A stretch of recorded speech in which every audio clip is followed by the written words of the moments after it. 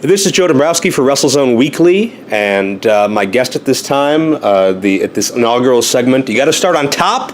You got to start with a world champion. You got to start with, as Gene Okerlund would say, my dear, close, very personal, longtime friend, Adam Cole Bebe. That's technically the full name at this point, right? Yeah, that is technically my full name. If you really know me on a personal level, some people just call me Bebe. So it's whatever you want to go with today. Okay. So you're the world champion. I'll use a term of respect and endearment. I'll prefer to use Mr. Bebe. Perfect. That'll work very well. Now, you are one of the busiest men that I know right now. You're all over the place. You're the Ring of Honor world champion, and you have a title defense coming up on pay-per-view in inside of 2 weeks. Tell us about that. I do, yeah. At All-Star Extravaganza, September 30th, it's myself and Michael Elgin. And for those of you who don't know, me and Michael Elgin have a long storied history together.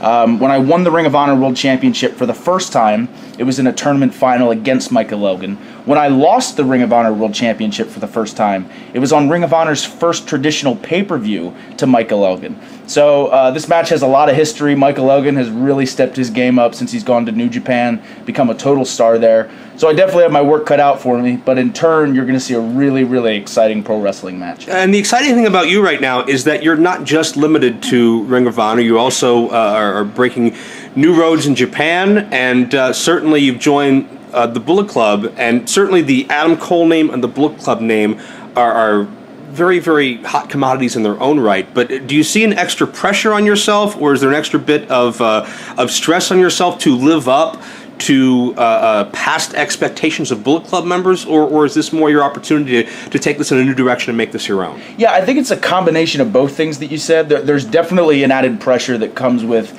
being a member of what I believe to be the hottest pro wrestling faction in years. So anytime you join something like that, the pressure is certainly on, but it's a good pressure because I actually thrive and feel like I do my best when I'm in a high-pressure situation. So the expectation in Japan will be big. Certainly the expectation in the United States will be big with the combination of being the world champion for a second time and being a part of such a prestigious group. So it's definitely there. But again, at the same time, I'm going to try to take Bullet Club and take it in a different direction as opposed to guys like Finn Balor and AJ Styles did. That's why the Bullet Club has been so successful. It's always stayed ahead of the curve. It's always changed. It's always evolved, and it's always had the most exciting pro wrestlers in the world in their group. So it's going to be really cool. It's going to be a big test for me for sure. Talk about the chemistry and just the weird atmosphere, the ambiance of being out there with the Bucks, Matt and Nick Jackson.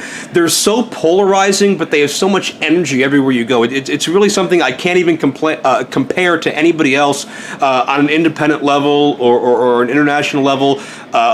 Nick Jackson, Matt Jackson, by the way, Matt's a big fan of my Legend of Virgil DVD, just throwing out a cheap plug for that. Excellent. But talk about, because obviously there's a great chemistry and camaraderie between you guys. How does being out there with the Bucks maybe change or make you step up your game? Yeah, I'll tell you what, it made a huge difference on me in the very beginning when we started to kind of hang out with each other and start working together. We actually started working together as a unit in Pro Wrestling Guerrilla. And I remember we had a couple six-man tags, one Battle of Los Angeles weekend, and everything just clicked. They're so charismatic that you're forced to step up your charisma in many ways, or you'll just get lost kind of in the shuffle. So, teaming with them has forced me to experiment with different things, see what works for me and what doesn't work for me. And more importantly than that, and I think people can tell this on screen, but we're genuinely close friends. We talk every day.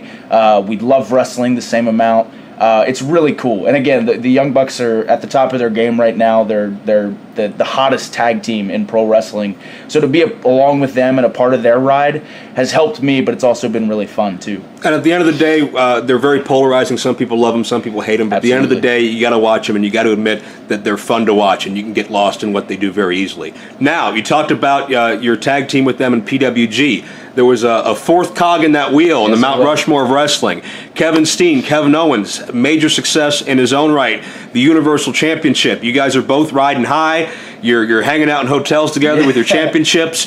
What did that mean to you, either as a peer in the business, as a friend, or both, to be able to watch Kevin Owens achieve even though it's called the Universal Title, it's essentially a world title. Right. And the biggest promotion in the world today.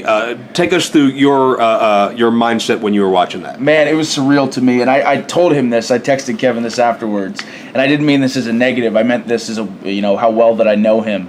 I knew he was going to win when I saw him come out. I could see it in his face. He had the same look on his face when he debuted in NXT. He had the same look on his face when he debuted at WrestleMania. He had that look of like, this is my moment, this is my time to shine.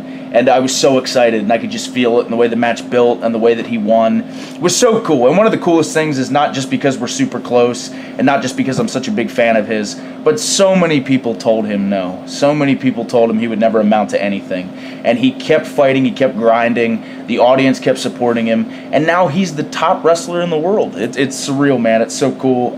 He's very deserving. There are good wrestlers, great wrestlers, and special wrestlers. I think Kevin is one of those special wrestlers. So I think he's going to take this opportunity and just make the absolute most of it. His legacy is just getting started. Well, and I know you're too nice of a guy to say it, but I'll throw in that caveat that if Kevin Owens is 1, Adam Cole's 1A. Oh, thank you. It's hand in hand as far as I'm concerned. Last question. Sure. You're very busy and very happy right now with Ring of Honor. You're headed to Japan on Tuesday, correct? So That's by the time the people on the interwebs hear this, you'll be thousands of miles away.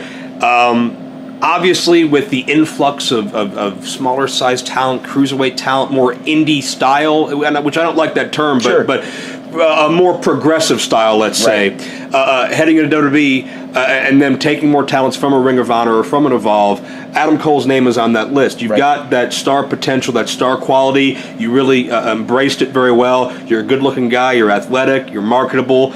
But it seems like you're happy charting your own course at this point. It seems like that's not something that at least imminently you're pursuing. Is that an accurate statement? I mean, where do you see yourself in, say, the next 3 years? It is, yeah, and that's a question I get asked a lot, which, people ask if that ever gets annoying, asking about WWE. No, it's flattering. I mean, there's no denying that WWE is the largest wrestling company in the world. So for people to think that I belong there, especially as a wrestling fan to think I belong there, is flattering. It's a compliment.